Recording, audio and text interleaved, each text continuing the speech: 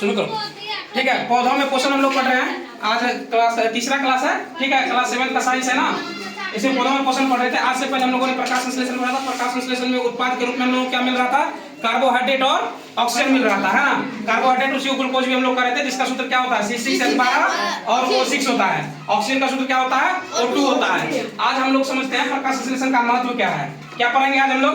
प्रकाश संश्लेषण का महत्व क्या होता है। तो प्रकाश संश्लेषण का महत्व में देखो हम पहला पॉइंट क्या लिखे हैं? जीव प्रत्यक्ष या परोक्ष रूप से भोजन के लिए पौधों द्वारा निर्मित भोजन पर निर्भर करते हैं। जितने भी जीव है वो क्या करते हैं? पौधों पर ही निर्भर करते हैं, क्योंकि पौधे क्या करते हैं? अपना भोजन स्वयं बनाते हैं, है ना।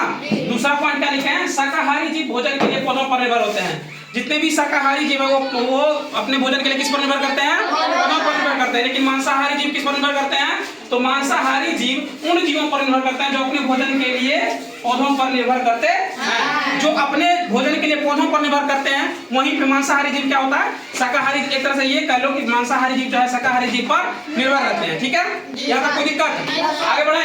अगला है सर्वाहारी जीव। क्या करते हैं? पौधे पर भी निर्भर रहते हैं और किस पर निर्भर रहते हैं? जंतु पर भी निर्भर रहते हैं। तो हम ये कह सकते हैं कि शाकाहारी जीव पेड़ पौधे पर निर्भर रहते हैं, मांसाहारी जीव शाकाहारी जीव पर निर्भर रहते हैं, और सर्वाहारी जीव पौधे और जंतु दोनों पर निर्भर रहते हैं। यहाँ तक 3 पॉइंट क्लियर है। ये किसका मतलब है? प्रकाश संश्लेषण का। ठीक है, अगला है हमें जो ऊर्जा प्राप्त होती है उसका मूल स्रोत क्या है? सूर्य है। इस तरह से हम लोग ये समझते हैं कि हम लोगों को जो ऊर्जा प्राप्त होती है उसका मूल स्रोत क्या है? सूर्य है। यहाँ तक कोई दिक्कत? आगे बढ़े। अब है ऑक्सीजन। अगला जो तुम्हारा पॉइंट है वो क्या है? ऑक्सीजन। तो हम लोगों को ये पता है कि ये हम लोगों के श्वसन के लिए बहुत ही अति आवश्यक है ना। तो श्वसन हेतु सभी जीवों के लिए क्या है? ऑक्सीजन अति आवश्यक है। जितने भी सजीव हैं उनको ऑक्सीजन के लिए किसी की जरूरत होती है?